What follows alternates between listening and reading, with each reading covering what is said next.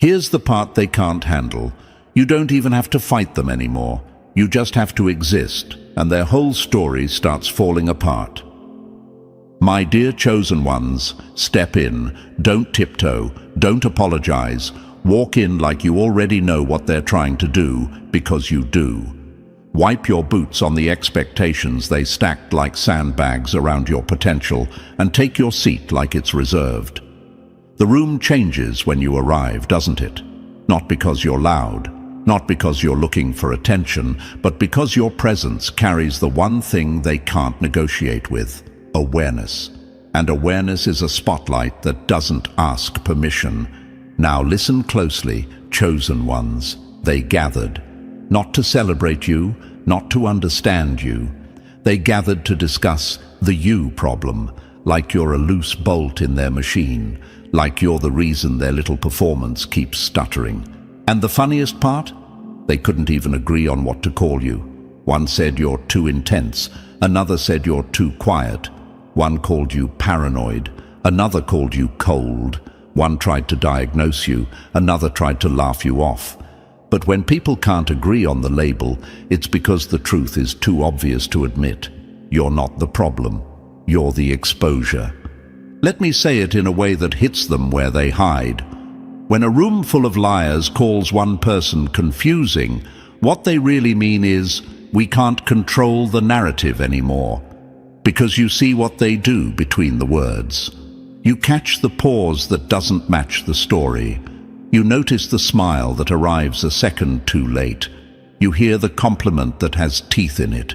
You don't just listen, you read. And that scares people who survive on misdirection. You've felt it, haven't you? That shift when you walk in, the micro-freeze, the sudden politeness, the way the conversation changes lanes like it just saw a police car.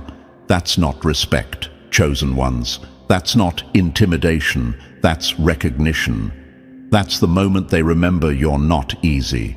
You're not the old version of you, the one they could talk over, talk down to, and twist into doubt. That version used to ask, am I overreacting? This version looks at the same situation and thinks, no, I'm finally reacting accurately. And let's answer the question that's already forming in your mind right now. Why do they act like I'm some kind of threat when I'm not even doing anything? Because the most dangerous person in a room isn't the loudest. It's the one who's watching, the one who doesn't rush to explain themselves, the one who doesn't chase approval. You don't have to confront them to corner them. Your calm already did it. A calm mind is a courtroom, and guilty people hate court. Chosen ones, before we move any further, pause with me for a moment.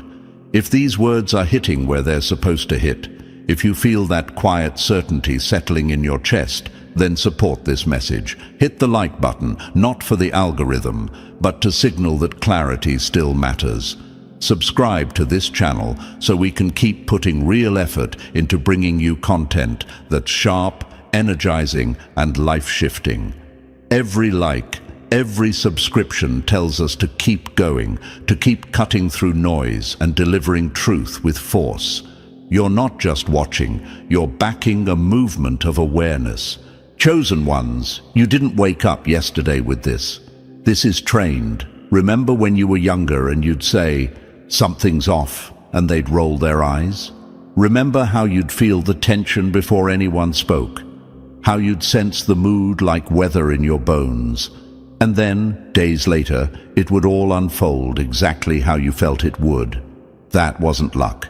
That wasn't imagination. That was pattern recognition. The kind that gets mocked in public and respected in private. The kind that gets called too sensitive by people who are terrified you're sensitive to them. And that's why they're meeting about you. Because they don't know what to do with someone who doesn't bite the bait. Someone who doesn't fall for the let's see how far we can push them game. Someone who stopped giving extra chances to stories that don't match behavior. You're not playing checkers with them anymore. Chosen ones. You're watching the whole table, and they can feel it. Let me give you a metaphor they deserve. Imagine a group of people trying to keep a cheap magic trick alive. Smoke, mirrors, loud music, fast hands. Then you walk in and you're not impressed. You don't clap. You don't gasp on cue. You just tilt your head and watch the hands. Now the magician starts sweating. Not because you attacked them, but because you refuse to be hypnotized. That's what your energy does. It's not aggression, it's immunity. Now here's the motivation. Chosen ones. The fact they gathered is proof you're doing something right. You don't call a harmless person a problem. You call them a problem when they're disrupting access, disrupting comfort, disrupting control. They don't fear your strength, they fear your clarity, because clarity closes doors they were still trying to walk through. So if you've been feeling that strange silence around you lately, the distance, the weird reactions, the sudden shift in how people speak to you, don't mistake it for loss. That's recalibration. That's the room adjusting to a new reality. You're not easy to fool anymore. You're not available for manipulation. You're not hungry for approval. And that's why they can't agree, because the old methods don't work on the new you. Stay with me, chosen ones. This isn't a soft message. This is the kind of truth that makes pretenders choke on their own confidence. And if you're still here, it means you're ready for what comes next. Because the clarity that's coming isn't gentle, it's surgical. And before we push deeper, pause right here with me. If this feels uncomfortably accurate, if it feels like someone just described conversations you were never invited into, then support this work. Hit like so this message keeps reaching the ones it's meant for. Subscribe so we can keep breaking down the you problem they can't seem to solve. Drop 77 in the comments if you know you've been discussed, analyzed, and misunderstood simply for being you.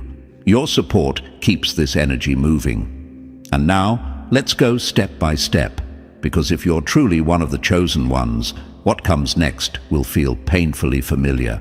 Let's get started. Number 1. Your awareness made their strategies obsolete. They pulled out the playbook and realized you'd already changed the game.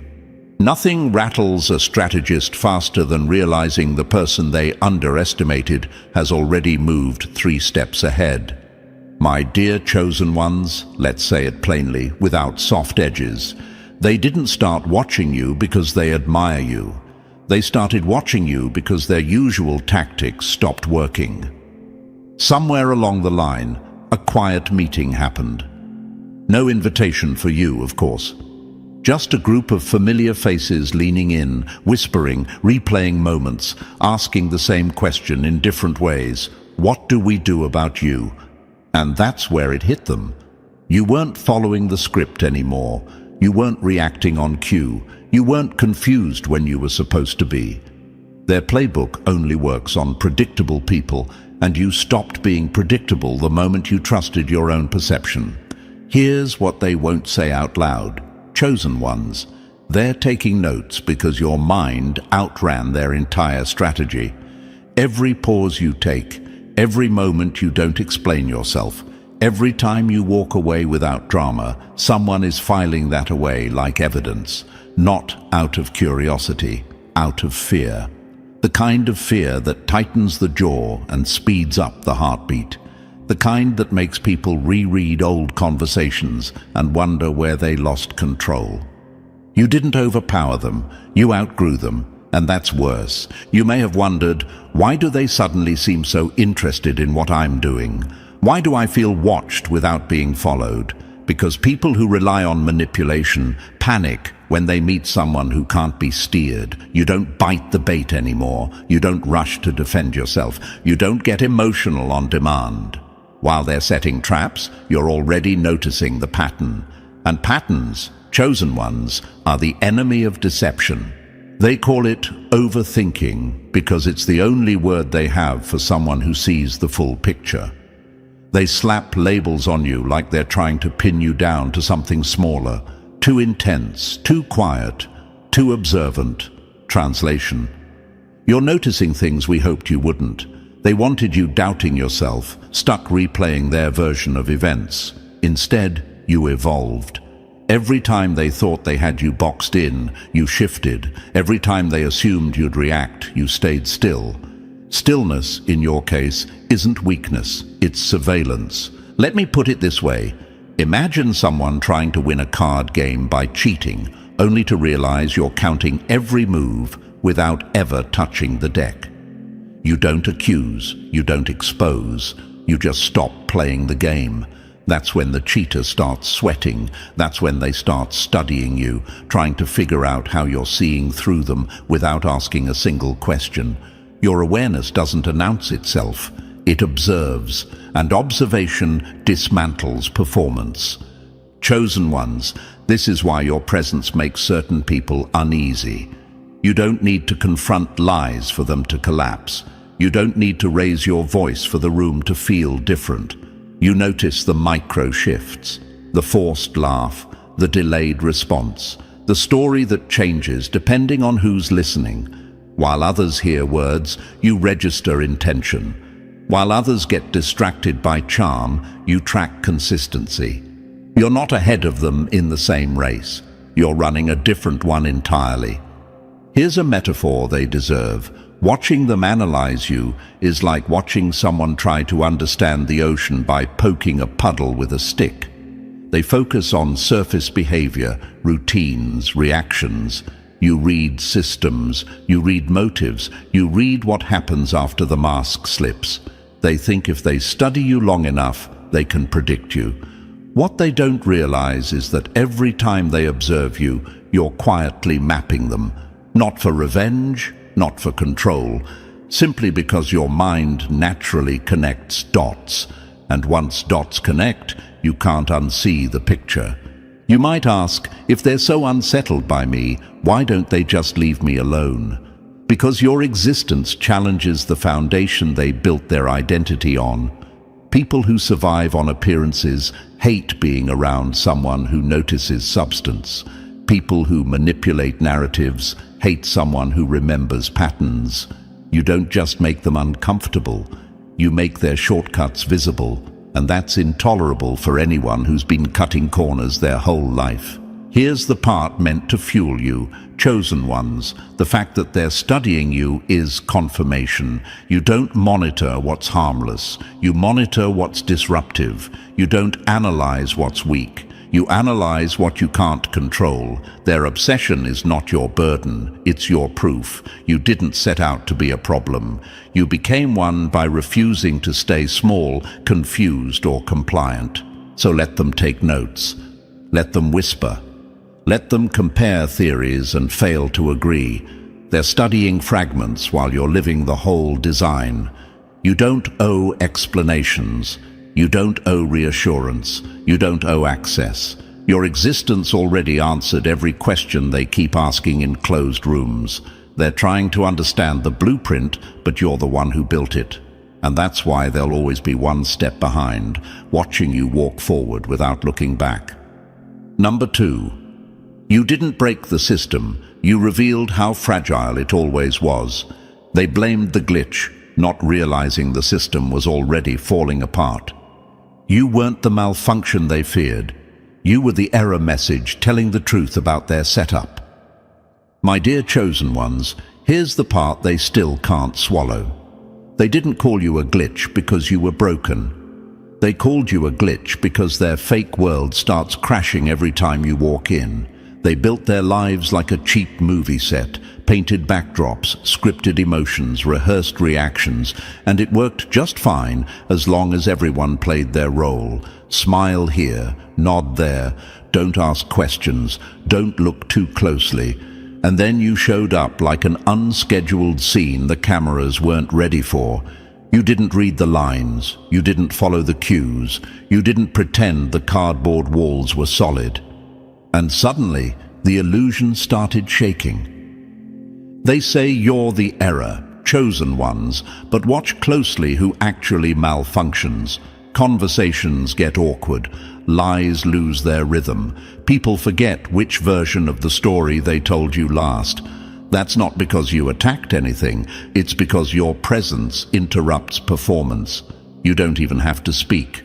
You just exist with awareness, and the whole simulation starts stuttering. You didn't break their world, and they hate this part the most. You exposed the cracks they'd been painting over for years. You've probably asked yourself this already. If I'm just being myself, why does everything feel heavier on me? Here's the answer they'll never give you. Seeing clearly in a world built on denial is heavy. Not because clarity is a burden, but because most people run from it. You carry what others avoid. You notice what others numb out. That weight you feel isn't weakness, it's perception. And while they panic around clarity, you've learned to live inside it. That's the difference between you and them. Picture this, chosen ones. A massive grid of identical dots, all pulsing at the same dull frequency, perfectly aligned, perfectly obedient. Then one dot flickers. Not because it's defective, but because it's running on a higher voltage. The grid starts glitching, the system panics, alarms go off, and everyone points at the dot and screams, "That's the problem." But you already know the truth. The system didn't fail because of the dot. The dot exposed how limited the system was in the first place. That's you. You didn't malfunction. You evolved. Here's why people react so strangely around you. You remind them of what they suppressed to survive comfortably. Your authenticity in a world addicted to autopilot. That kind of presence isn't loud, but it's disruptive. You don't force change. You trigger awareness. And awareness is terrifying to people who built their identity on not looking too closely. The glitch isn't broken. Remember this, chosen ones. The system is. Every time they interact with you, something slips. They feel emotions they buried. They question decisions they swore were settled. Their confidence flickers like faulty wiring. They wanted a world where no one questions the script, where routines replace thinking, where comfort matters more than truth.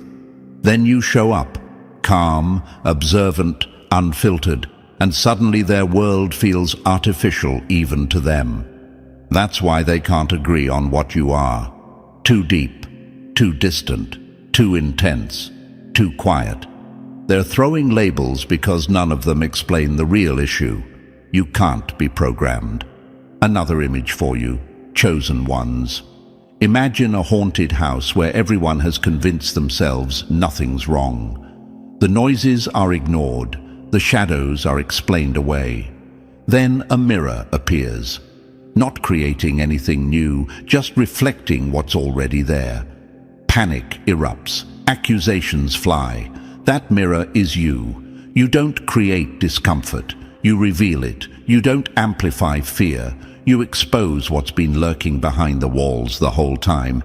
You might wonder, why do people change after talking to me? Why do they act different? Because you're not engaging with their persona. You're interacting with the part of them they buried. One conversation with you and something starts rattling. 1 hour around your energy and their mind starts questioning things it was trained not to touch. You don't try to wake anyone up. You just refuse to stay asleep. And that refusal spreads. Here's the brutal, clean truth. They traded awareness for comfort. They chose routine over perception. They muted their inner signals because listening would have required courage. You did the opposite. You kept your eyes open even when it hurt. You carried uncomfortable truths instead of running from them. And now they're realizing something too late. You can't be predicted, steered, or controlled. Glitches don't stay contained. They force upgrades. So let them call you the problem. Let them say you don't fit. They're right about one thing. You were never meant to fit their simulation. You were meant to expose its limits. Let them panic.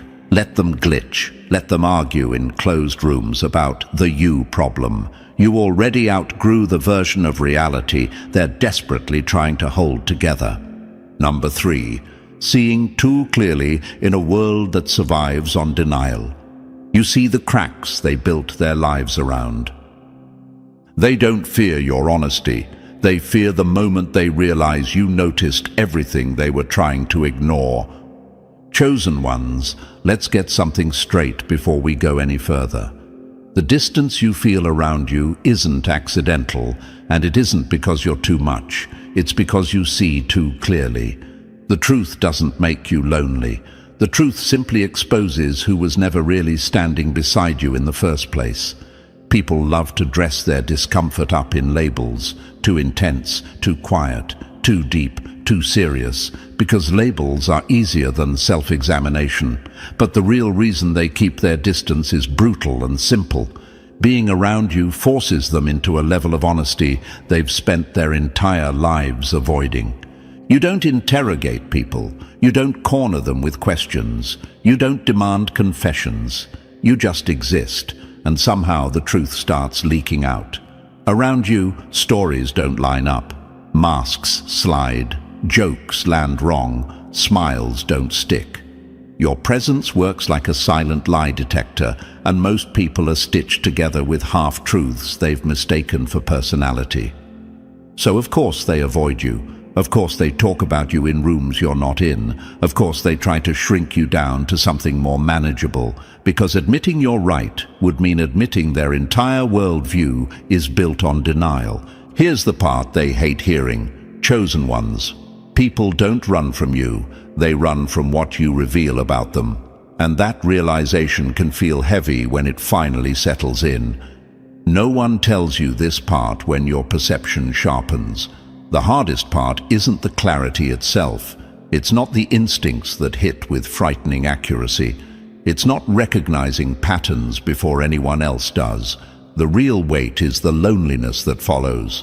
The kind that sits in your chest like a cold stone, unmoving, undeniable. You're surrounded by people who listen with their ears while you listen with your awareness.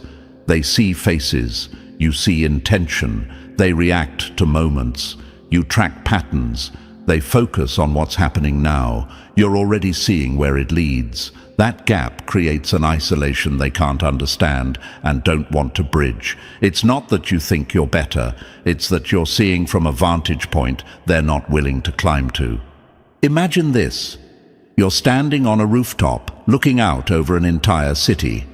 You see the traffic, the bottlenecks, the exits, the shadows forming before nightfall. Everyone else is on the ground floor, focused on the next step in front of them. When you warn them about what's coming, they roll their eyes. They call you dramatic. They tell you to relax. And then, when it happens exactly the way you said it would, they act surprised. That rooftop vision is both your gift and your burden. You see farther, but you stand alone up there. Or picture holding a flashlight in a dark tunnel while everyone insists the darkness is normal. You shine the light, not to ruin anything, but to prevent damage. Instead of thanking you, they accuse you of killing the mood. They'd rather stumble blindly than admit you were right to look. That's the weight you carry, chosen ones, seeing what others refuse to acknowledge and being punished for it. You might be asking yourself, why does seeing so much feel like a punishment sometimes? Because awareness comes with responsibility. Clarity has consequences. Insight separates you from people who find comfort in pretending. You didn't choose this weight lightly. It chose you because you were strong enough to carry it without folding into denial like everyone else. The deeper you see, the fewer people can follow. And that distance? It isn't rejection. It's admission. They know you catch the inconsistencies in their voice. They know you feel the shift before they make their move. They know you can hear the lie hiding inside their laughter. Think of a chessboard. They believe they're making casual, harmless moves. You're already 10 steps ahead, watching the entire strategy collapse before they even realize they're vulnerable. That's not arrogance. That's pattern recognition. And knowing too much, too early, can feel isolating. But here's the truth they never expect you to realize. The loneliness isn't a curse. It's a filter. It clears out the ones who can't handle your depth and makes space for the few who can. You're not alone because you're unlovable. You're alone because your vision eliminates people who would have wasted your time, drained your energy, and resented your clarity. You're not burdened, chosen ones. You're refined, sharpened. calibrated for a level of existence most people never touch. And that silence around you, that's not emptiness, that's altitude. You're breathing air they were never built for. Let them stay on the ground if they choose. You weren't meant to live there. You were made for the rooftop. Number 4. When your presence became uncomfortable, you were quietly pushed out of sight. You didn't disappear, you outgrew their line of sight. They didn't erase you. They just couldn't stand being seen by someone who sees this clearly. Chosen ones, this is the phase nobody prepares you for. Not the awakening, not the clarity, not even the pushback, but the quiet. The moment you realize you don't need to speak anymore because every time you did, it cost you more than it gave. You didn't go silent because you were weak. You went silent because you noticed a pattern. Every truth you offered was treated like a threat. Every observation was mocked. Every feeling was minimized. Every insight was twisted and reused against you later. Eventually, your mind did the math. Clarity plus the wrong audience equals self-betrayal. So you stopped explaining. And that's when it happened. You didn't get louder. You got invisible. Not invisible like you vanished, but invisible like a frequency they can't tune into anymore. You're standing right there, breathing the same air, sharing the same space. And yet, you're not really there to them. They feel you, though. That's the strange part. They sense your presence the way people sense pressure before a storm. They don't understand you, but they adjust around you. You talk less. You watch more. You detach faster. You move quieter, not out of fear, but precision. You're in the room, but not participating in the illusion. Here's the hard truth they'll never say out loud. They didn't misunderstand you. They understood you too well. Your clarity threatened the story they were telling themselves. You didn't just challenge their opinions, you challenged their coping mechanisms. And people don't attack what they don't understand. They attack what exposes them. So instead of listening, they dismissed. Instead of learning, they labeled. Instead of changing, they tried to shrink you. Chosen ones, this is why silence chose you. Because every time you spoke, someone flinched like you'd dropped a live wire on the table. You'd point out a pattern and they'd laugh it off until it happened. You'd name a feeling and they'd smirk until it surfaced again. You'd notice something subtle and days later watch it get flipped, reframed, weaponized. That's when you learned the brutal rule of your life. Your clarity becomes their discomfort, and their discomfort demands your silence. And slowly you became a ghost. Not the dramatic kind, the quiet kind. The kind whose presence is felt more than acknowledged. The kind who walks through conversations already knowing where they're going. The kind who watches people react to plot, twists you saw coming 10 minutes ago. It's like watching a movie you've seen 100 times while everyone else is gasping at the surprises. They trust the hero. You already noticed the hesitation. They celebrate the promise. You already clocked the inconsistency. You're not cynical. You're just faster at pattern recognition. That's the ghost phase, chosen ones. Moving through scenes you've already decoded while everyone else is still figuring out the opening credits. And when you try to help, when you point at the map you're holding, they accuse you of overthinking. They insist the city is a maze, but the moment they're lost, your silence suddenly feels heavy, like a warning they ignored. You've probably asked yourself, why can't I just stop seeing things this clearly? Because this isn't a switch you can turn off. It's a lens welded into how you process the world. You don't choose to notice the shift in tone. You don't choose to feel the tension before someone speaks. You don't choose to recognize the ending because you've lived enough cycles to know the script. Awareness isn't something you perform. It's something you carry. And the part no one talks about? You can't unsee any of it. Once the pattern locks in, it stays. That's why you haunt rooms like a ghost, quiet, observant, untouched by the illusions everyone else clings to. They think you're distant. They think you're cold. They think you don't care. But the truth is sharper than that. You care deeply. You just learned the cost of caring out loud around people who aren't ready to face themselves. So you protected yourself. You didn't fade. You rose to a vantage point they can't reach. You stopped explaining because you realized explanation was never the issue. Readiness was, and not everyone earns access to your clarity. Some people only get proximity. Some only get silence. Some only get the version of you that observes and remembers. And here's the part that ties back to the title they can't stop whispering about. This is why they gathered to discuss the you problem. Because they can't categorize someone who's present but unreachable. Someone who sees but doesn't interfere. Someone who stopped trying to be understood.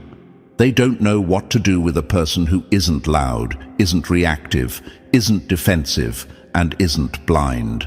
You didn't become invisible because you lost power. You became invisible because you stopped feeding the illusion. And once you stop playing the game, the players don't know where to place you on the board. Number 5, the day you realized silence was more disruptive than confrontation. When you went quiet and their whole operation got loud. Noise is what insecure people use when silence starts telling the truth.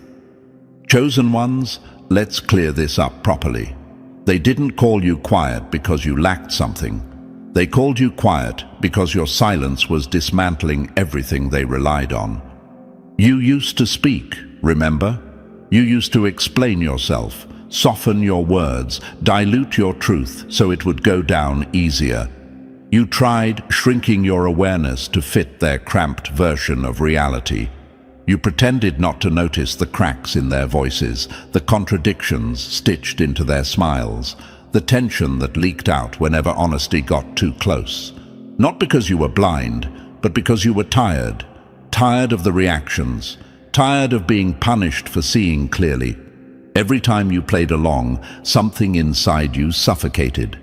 It felt like wearing someone else's mask while your real face was screaming underneath. That wasn't shyness. That wasn't social anxiety. That was self-betrayal, slow, quiet, rotting from the inside out.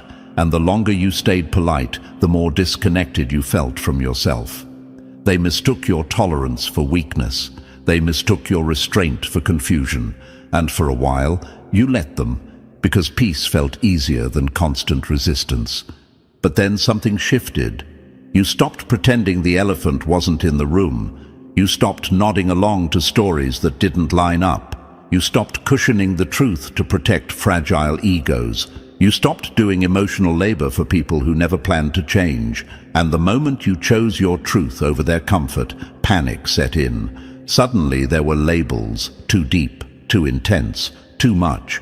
Funny how the same people who begged for real couldn't handle it when it showed up unfiltered.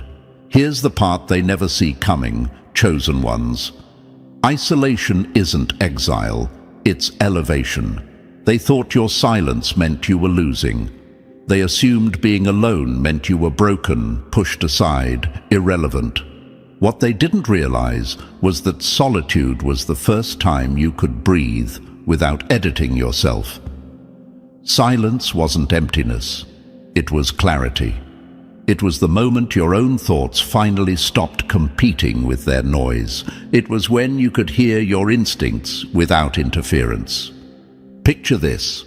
While they were out there chasing attention like starving pigeons fighting over crumbs, you were sitting in your own presence, sharpening your edge. They collected followers. You collected clarity. They built audiences. You built a backbone. They filled their lives with noise, opinions, distractions, validation. You filled yours with truth. And truth, chosen ones, compounds quietly. Another image they won't like. Imagine them running in circles, desperate for approval, applause, reassurance. Anything to distract them from the emptiness they refuse to face. And then there's you. Alone in a quiet room. No performance, no mask. Becoming someone they'll never be able to imitate. In silence, you became dangerous. In solitude, you became precise. In stillness, you became uncontrollable. You might be asking yourself now, why does being alone feel powerful instead of painful? Because isolation stripped away the illusions. It separated what you actually wanted from what you were trained to accept. It introduced you to the version of yourself you'd been too busy suppressing. And once you saw who you were without the world's fingerprints all over you, something clicked. You didn't lose people. You outgrew the need to be surrounded by the wrong ones. Here's a truth that doesn't need decoration. Power grows in the places where people think you're disappearing. While they were gossiping, you were healing. While they were doubting you, you were upgrading. While they were mocking your silence, you were mastering it. They thought removing access to others would weaken you. Instead, it turned you into someone who doesn't need a crowd, a chorus, or constant validation. Someone who can stand alone without shaking. Someone who sees clearly without asking permission. Your silence didn't make you smaller. It made you solid. It filtered out the noise, the manipulation, the unnecessary explanations. And now, when you do speak, it lands heavier, because silence taught you timing. It taught you restraint. It taught you that not everything deserves a response, and that realization terrifies people who survive on provoking reactions. That's why they can't agree on what to do about you. One says you're distant, another says you're intimidating, another says you changed. What they're really saying is this: your silence took away our leverage. And they're right. You're no longer available for chaos. Your quiet isn't absence, it's authority. It's pressure without effort. It's thunder waiting behind still air. Number 6. The pressure that didn't crush you, it rebuilt you. The heat that didn't break you, it rebuilt you from the inside out. They expected the pressure to finish you. What they didn't factor in was that pressure is exactly how something rare is made. My dear chosen ones, this is the part they never recover from. The phase where they assumed you were done, where the silence around you looked like defeat from the outside, but inside, something dangerous was being assembled. They thought the heat would burn you out. They didn't realize you were built for it. While they were busy performing strength for an audience, you were dismantling weakness in private. No applause, no validation, no witnesses. Just you, alone with your thoughts, cutting away everything that didn't belong. Let's be clear. What you went through wasn't loneliness. That's the word people use when they don't understand depth. What you experienced was refinement. Isolation wasn't punishment, it was a controlled environment, a pressure chamber, the kind used to test materials meant for extreme conditions. And most people never enter that space because they crack before they adapt. You stayed, you listened, you did the work that doesn't look impressive on the outside, but changes everything on the inside. While they were busy chasing approval, rehearsing personalities, adjusting themselves to whatever crowd they were standing in front of, you were dismantling old programming, the beliefs you swallowed just to keep the peace, the habits you learned just to survive, the silence you kept just to avoid conflict. You didn't cope, you operated. You examined your own reactions, questioned your own patterns, confronted truths you couldn't blame on anyone else. That's not self-care, that's reconstruction. Here's a metaphor they'll never understand. They were laying out in mild sunlight, tanning their image, polishing appearances. You were underground, surrounded by heat intense enough to melt what was weak and temper what was real. You weren't resting, you were forging. And that's why you don't look the same anymore. That's why your eyes carry a different weight. That's why your presence feels steady instead of reactive. You didn't walk out of the fire the same person. You rose out of it redesigned. You may have asked yourself during that time, why does this feel so heavy? Why does growth feel isolating? Because real transformation isn't social. It doesn't happen in crowds. It happens when there's nowhere left to perform and no one left to impress, when the only voice you can't escape is your own. And instead of numbing it, you listened. That's where most people run. That's where you stayed.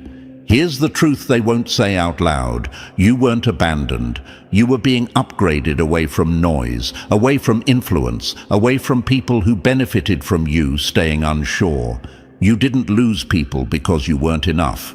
You lost them because the version of you that tolerated misalignment no longer existed. Solitude didn't weaken you. It calibrated you.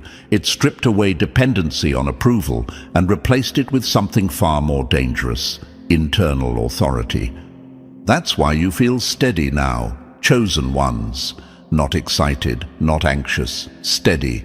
Because every time they dismissed your instincts and reality proved you right, your foundation solidified. Every time you trusted yourself despite being laughed at, something locked into place. You stopped outsourcing your judgment. You stopped waiting for consensus. You stopped needing permission to believe what you already knew. And once that happens, manipulation loses oxygen. They can't gaslight you anymore because you've seen the blueprint. You recognize tactics mid-sentence.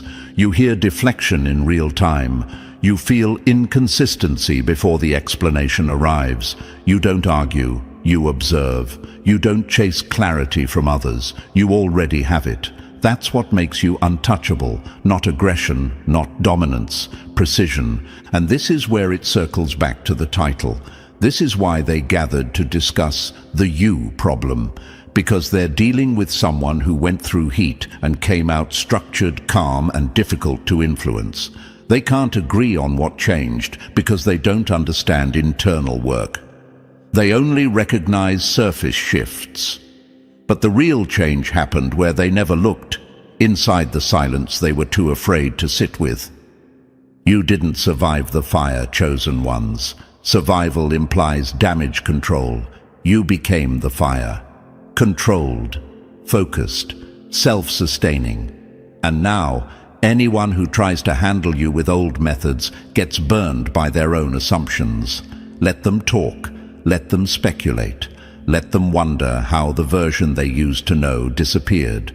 You know what happened. The heat did its job. Number 7. When psychological manipulation lost its grip on you. When you became the one channel they couldn't shut down. They never feared your intelligence. They feared the moment you'd stop asking them if you were allowed to trust it. Chosen ones, this is the stage where everything shifts, not externally, internally. This is where their influence finally hits a dead end.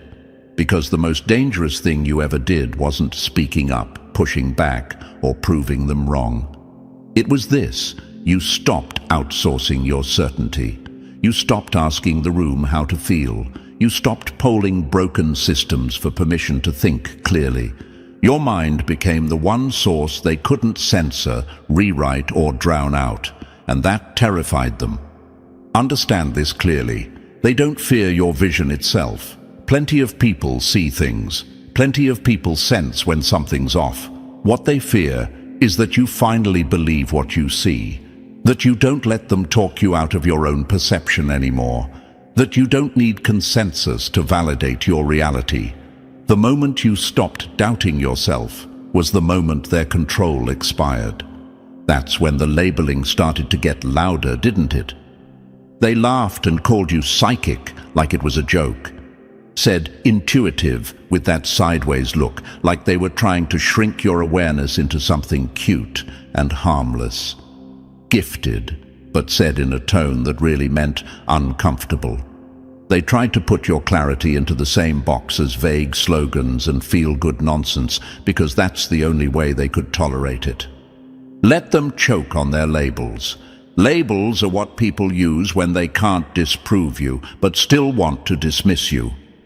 Here's the truth they'll never say out loud, chosen ones.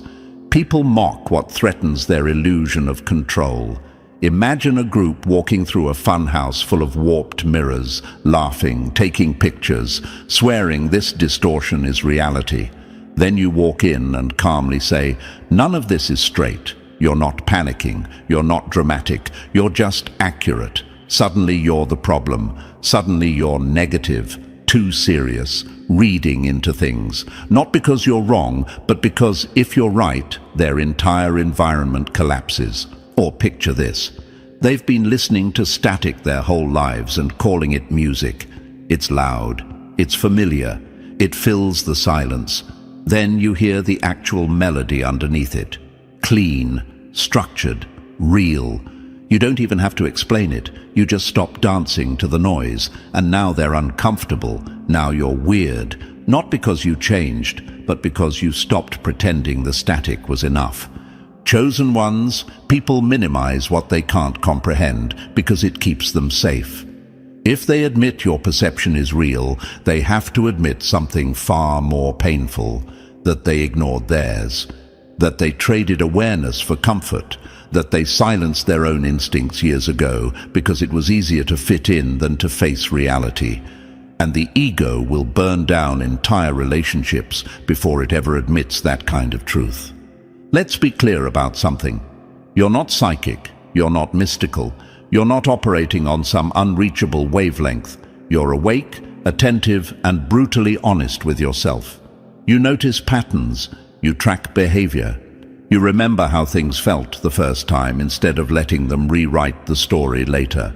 That's it. That's the power they can't stand. Not magic, memory, not prophecy, pattern recognition, not special gifts, unfiltered attention. Most people drown truth in noise to stay comfortable. They stay busy, they stay distracted, they stay entertained. Anything to avoid that quiet internal signal that says something isn't right. You didn't do that. You ran straight into it. You let the discomfort sit. You let it tear down old assumptions. You let it rearrange how you see people, systems, and yourself. And yes, it hurt, but it also sharpened you. That's why you're dangerous now. Not loud dangerous, not reckless dangerous, calm dangerous. You don't argue reality anymore. You don't beg to be understood. You don't need to convince. You trust your internal radar more than the world's shaky opinions, and that alone makes you uncontrollable. They can gaslight words. They can't gaslight certainty. You didn't become an oracle for the world, chosen ones. You became one for yourself. You became the final authority in your own mind. And that's the one place they can't gather, can't vote, can't interfere. They can meet, debate, and argue about the you problem all they want. But this is where they lost. Because the moment you stopped doubting your own perception, there was nothing left for them to take from you. Number 8. You stopped listening to stories and started tracking behavior. Your eyes don't just notice the lie, they shatter it. They don't panic because you accuse them. They panic because you don't have to. Chosen ones understand this clearly. They don't fear what you see. They fear the fact that nothing they do can stay hidden once you're in the room. You're not walking through life passively anymore. You're cutting through it. When you enter a space, it's like time drops into slow motion. Conversations hesitate. Faces rearrange themselves. A smile lingers half a second too long. An explanation arrives before a question is asked. And there it is, that crack, that fracture where the truth leaks out before the performance can patch it up. This didn't happen by accident. You weren't born with some mystical gift they like to romanticize so they don't have to take it seriously. You trained this. Years of being told you're reading too much into it forced you to start checking behavior instead of believing stories. Years of watching people say one thing and do another sharpened your internal calibration. You stopped listening to what sounded good and started tracking what stayed consistent. That's when the illusion collapsed. Here's why they're unsettled, chosen ones.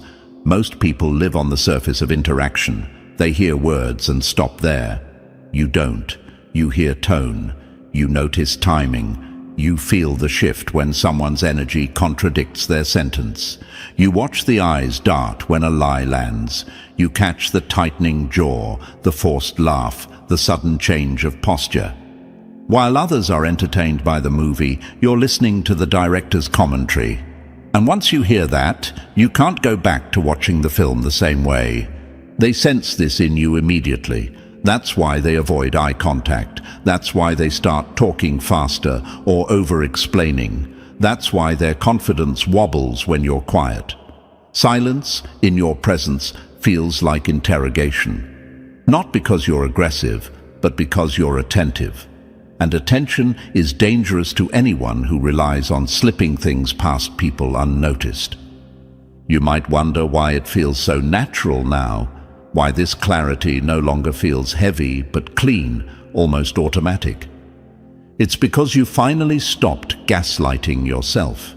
You stopped overriding discomfort just to keep the peace. You stopped giving people the benefit of the doubt when the evidence didn't earn it. You trained your mind to accept reality as it presents itself, not as it's packaged. That's not cynicism, that's literacy. You became fluent in human inconsistency. And here's the truth that cuts them the deepest. You don't even look like you're trying. You're not scanning faces like a detective. You're not interrogating anyone. You're just present, fully present. And presence picks up what performance can't hide. They feel exposed around you because you're tuned into the 90% of communication that lives beneath language, the part they never learned to fake properly. This is why they gather to discuss you. Not because you're loud, not because you cause chaos, but because you disrupt their ability to operate comfortably.